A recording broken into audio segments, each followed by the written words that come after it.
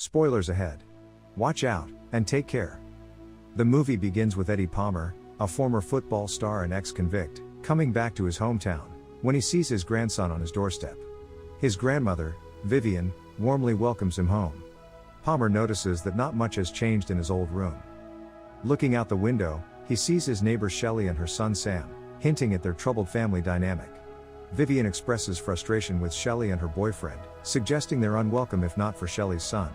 She urges Palmer to find a job, and move forward with his life. Palmer starts job hunting the next day, as part of his parole conditions, but it's tougher than expected. In the evening, he goes to a bar and reconnects with old friends, reminiscing about the past. One friend, Daryl, praises Palmer's football glory days, while another friend, Coles, who is now a sheriff, is glad to see Palmer out of prison. Meanwhile, Shelley shows interest in Palmer at the bar. After a wild night, he emerges from the trailer, catching the attention of Vivian, who's surprised to see him up so early. Keen on taking her grandson to church, she is joined by Sam, Shelley's son. At the service, Palmer becomes the subject of gossip among parishioners, particularly noticeable to Sam, who seems unsettled. Back home, Vivian shows kindness to Sam, who exhibits behavior that challenges traditional gender norms. Struggling with his past, Palmer feels embarrassed accepting money from Vivian, but realizes he needs it. While out, he notices job opportunities, but faces rejection due to his criminal record. Despite the setbacks, Vivian insists on Sam staying with them, since his mother has left again. Palmer, grappling with societal expectations, confronts Sam about playing with dolls, causing tension at the dinner table. Vivian's inquiries about his job search exacerbate his frustration, culminating in accusations of theft. Determined to turn his life around, he pursues a job as a janitor, only to face rejection. Seeking redemption, he pleads with school officials, revealing his academic and athletic achievements. Meanwhile, Sam challenges Vivian's assumptions about him, setting the stage for further exploration of identity and acceptance in their home. When Vivian accuses Palmer of stealing, he receives a call confirming his job as a janitor at a school. Now working alongside Sam, who also attends the school, Palmer navigates challenges with acceptance, particularly from some who question Sam's living situation. Despite criticism, teacher Maggie Hayes supports Sam, who faces scrutiny for his interests not conforming to his gender. Their routine of attending church together continues, though some suggest Sam should be placed in an orphanage, a notion that deeply upsets Vivian. In the morning, Palmer finds Sam engrossed in cartoons, and playing with dolls, which worries him. Upon entering Vivian's room, he discovers she has passed away, leading to a heartfelt funeral, attended by many parishioners mourning her loss. His employer grants him a day off for the funeral, leaving him to return home to a somber atmosphere. Sam, saddened by Vivian's absence, finds solace in her belongings, while Palmer silently grieves, reflecting on their shared loss. As the night settles, Sam peacefully rests on the couch, surrounded by memories of their beloved. In the quiet of the morning, Palmer takes Sam away from their usual surroundings, leaving the boy bewildered as to the reason behind their sudden departure. As they journey, he discloses the truth to Sam: his mother had vanished 2 weeks prior, leaving no trace behind.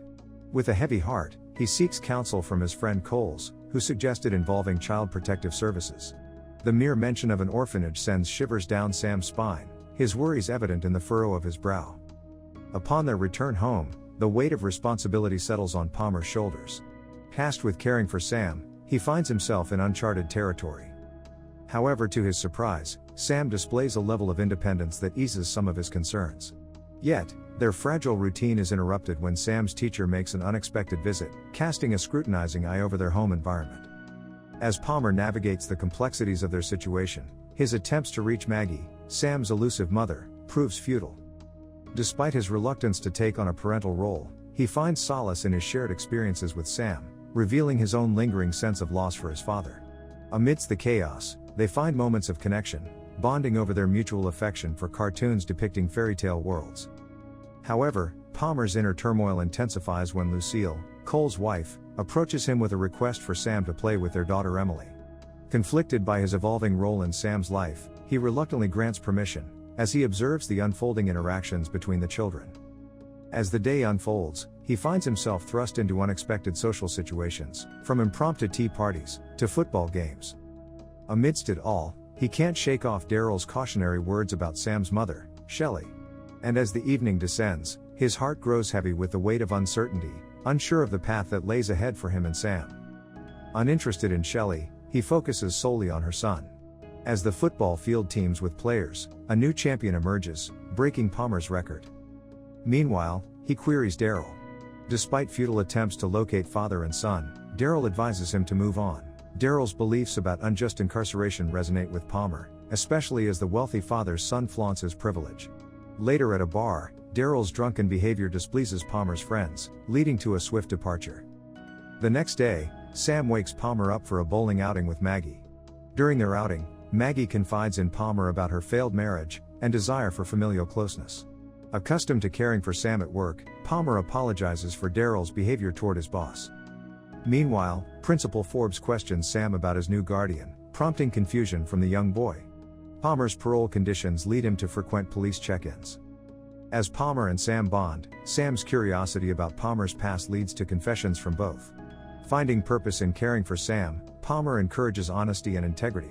Together, they prepare breakfast and navigate challenges, including Sam's birthday party. Sam appreciates Palmer's thoughtful gift. Amidst preparations for Halloween, Sam faces ridicule for wanting to participate in a princess-themed show. Palmer struggles with societal judgments, but learns to embrace Sam's individuality. At a party, Sam's classmates taunt him, but support arrives unexpectedly from his teacher. Later, Maggie invites them for dinner, prompting Palmer to confront his painful past.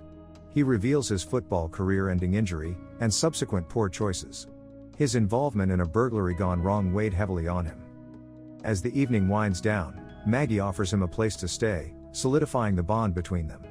Through their shared experiences, he finds redemption and a sense of belonging, ultimately embracing his role as the guardian with newfound determination.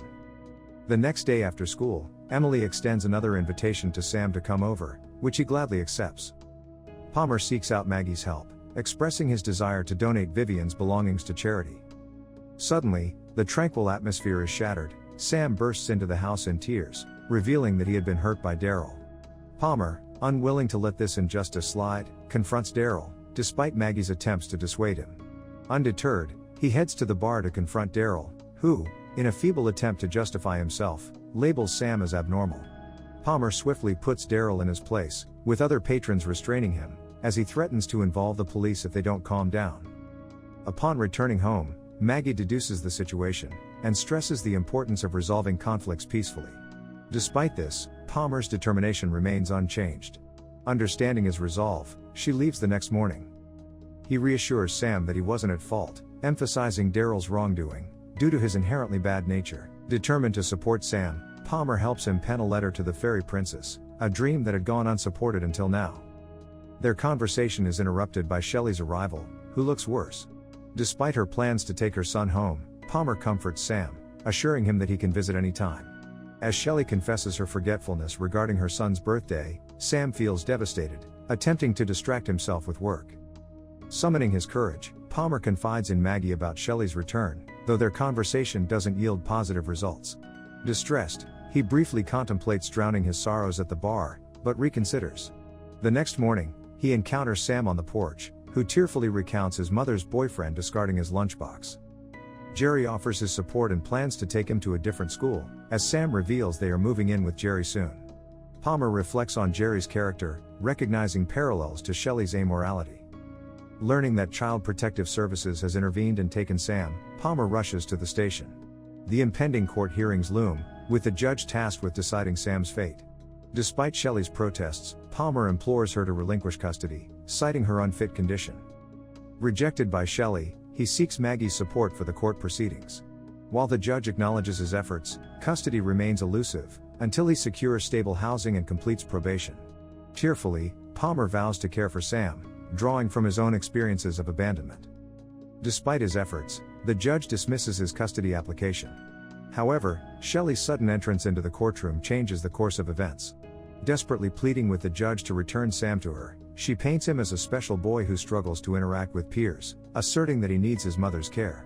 Moved by her plea, the judge grants her custody, sending Sam back home. Every day, Palmer hears the sounds of arguments emanating from Shelley and Jerry's trailer. Realizing that Shelley has reverted to her destructive habits in front of Sam, he takes matters into his own hands, and whisks the boy away. Driving for miles until they reach a gas station, he seeks counsel from Maggie, only to discover that Shelley has reported him to the police, making him a wanted man. Assuring Sam that everything would be alright, Palmer makes the difficult decision to turn himself in. Meanwhile, Sheriff Coles, recognizing Shelley's instability, plans to temporarily place Sam in Maggie's care. Witnessing his father's arrest, Sam's emotions erupt, screaming at his mother that she never truly loved him. Tearfully, he chases after the police car for as long as he can, while Palmer struggles to contain his own emotions behind bars. However, a sudden turn of events brings hope. Coles informs Palmer that Shelley has changed her testimony, exonerating him from all charges. Grateful for the unexpected turn, Palmer and Coles reconcile, now on even terms. Upon his release, Palmer wastes no time in reuniting with Maggie, who has been looking after Sam in his absence. Shelley's appearance at their doorstep signals a pivotal moment. Despite Sam's initial reluctance, Shelley makes a difficult but ultimately selfless decision to relinquish custody to Palmer, acknowledging it will be in Sam's best interest. The mother and son share a heartfelt embrace, marking the beginning of a new chapter in their lives. With custody secured, Palmer can finally become Sam's official father. As they prepare to sell and move out of Vivian's house, to move in with Maggie, they discover a letter in the mailbox, addressed to Sam from the fairy princess, bringing joy to the young boy's heart, and sealing their newfound happiness as a family. The end. Thank you for watching. Subscribe if you'd like to see more videos like this. Turn on the notifications, and leave a like to help the channel out.